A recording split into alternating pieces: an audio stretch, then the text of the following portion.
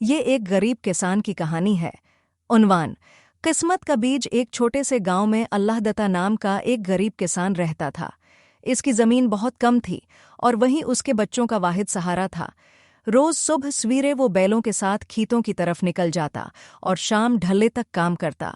लेकिन जमीन बंजर थी, बारिश कम पड़ती थी और मेहनत का फल बहुत छोटा मिलता था। अल्लाह दत्ता के 3 बच्चे थे।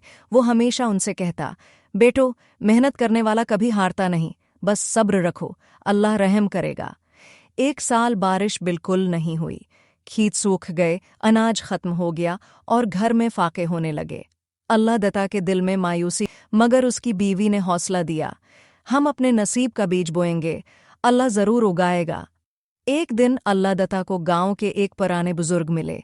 उन्होंने कहा, बेटा, ईमान और मेहनत कभी जाया नहीं जाते। कल से खेत में फिर जा, चाहे जमीन खाली हो। अल्लाह दत्ता ने वैसा ही किया। उसने अपने पास बचे चंद बीज मिट्टी में डाले, दुआ मांगी और रोज खेत पर पानी छिड़कता रहा। कुछ दिन बाद बादल छा गए, बारिश होने लगी और जमीन ने नया रंग पकड़ लिया। वही खेत जो कभी सूखा था, अब सरसब्ज लहलहा रहा था। अल्लाह दत्ता ने पहली बार इतनी अच्छी फसल देखी। उसने अल्लाह का शुक्र अदा किया और गांव के दूसरे गरीबों में इनाज बांट दिया।